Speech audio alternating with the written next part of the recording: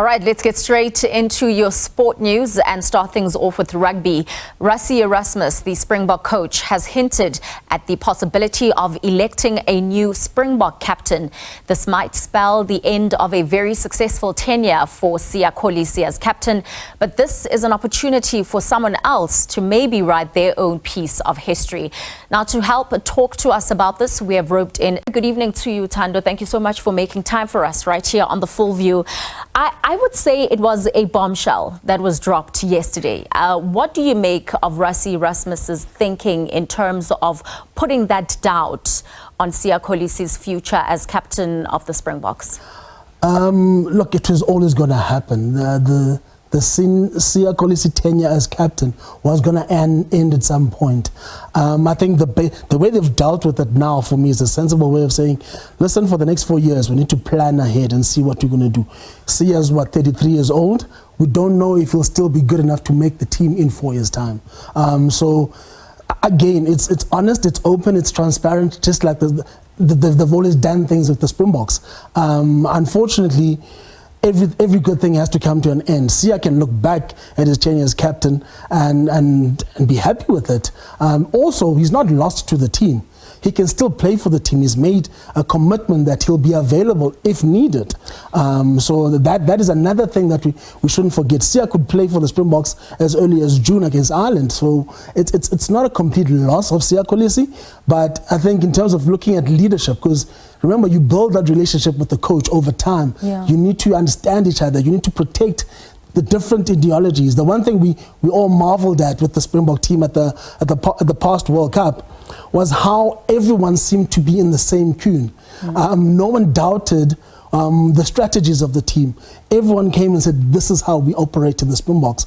You need to build that relationship over time, and Rassie is giving himself 4 years to build a relationship with a certain captain. Whoever that, it could still be Sia. Yeah, no, because he did say he hasn't written him off completely. Yeah. But here we're talking about a double World Cup winning captain. We're talking about an athlete that is playing top level rugby internationally. And so a lot of us maybe are grappling with the reasoning behind it, because he has attributed that to the fact that he's now in France playing for us in '92.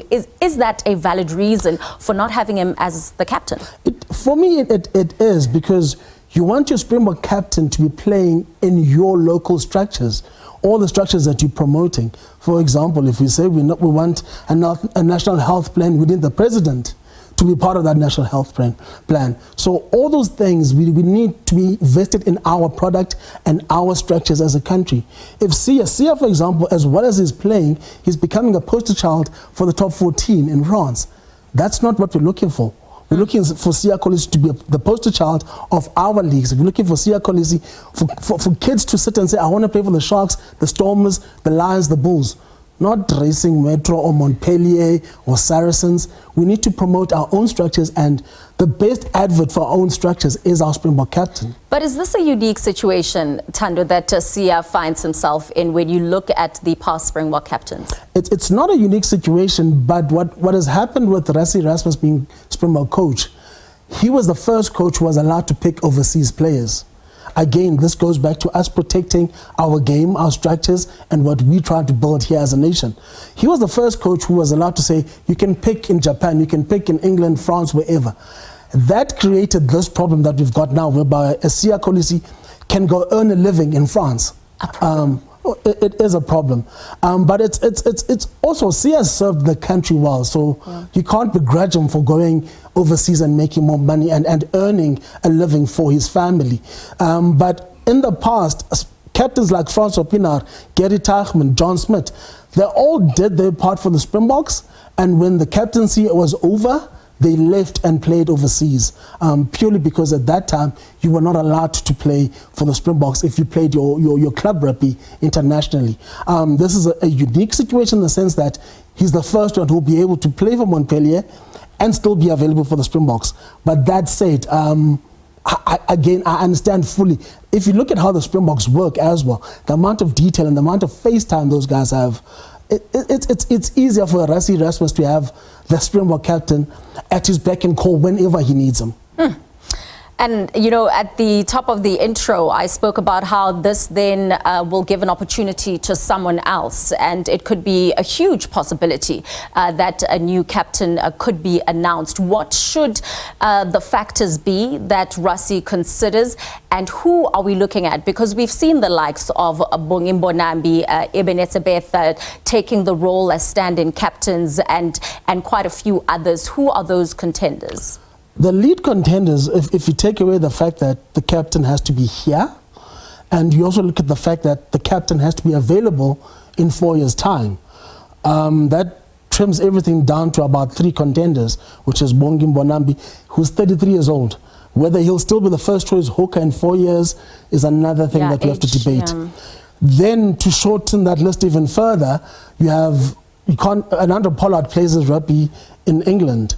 So by the virtue of you need a Springbok captain being here, that puts him out of the way. For me, he would have been the natural replacement for Kolisi.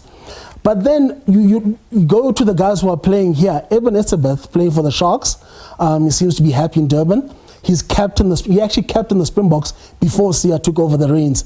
That's another thing that counts in his favor. He's very experienced. He's seen the team through good and bad times. He understands the failures and the successes of different leadership styles. So he's a leading candidate by a good margin. Then also you have to look at the fact that is he the best in his position? He's the world best in his position. So he's definitely a contender. Lukhanyo Am is 30 years old. In 4 years' time, he'll be 34 and should be able to play for the Springboks if he's fit. Injuries have not been kind to him, but if he's managed properly, I think he's someone that we can take going forward. And also, you have to look at the kind of leaders that the Springboks have leaned on. It's people who are inclusive leaders. You don't lead as an island in the Springboks. You lead with a collective. So even if some of those guys are not picked, they'll still be part of the leadership group. So if you look at those candidates, it looks like Lukhanyo Am is the leading candidate. Very interesting. It would be great to see if is picked. You know, I wanted to also chat about the likes of Mxoli, you know, who is quite young, has captained the under-20s, but of course we have run out of time. But you know, with Kolisi, he was given the opportunity to at least wear the armband over 2 World Cups. So maybe we should also be looking at an 8-year kind of span. But I'm sure, his biggest challenge would be, first you need to make the team. That's also very true. That's the first thing. Before we choose a captain, you need to be part of the team. We choose from the 15 that is starting. And Sasha, as good as he is, we can't guarantee that he's starting in the team. Absolutely. All right, that is Thando Mxoli, the senior sports reporter right here at SABC News, talking to us about the Springbok captaincy, because yesterday the coach Rassie Erasmus did allude to the fact that it could be up in the air for the current double World Cup winning captain Kolisi. But that's where we'll leave it for now from the sports desk.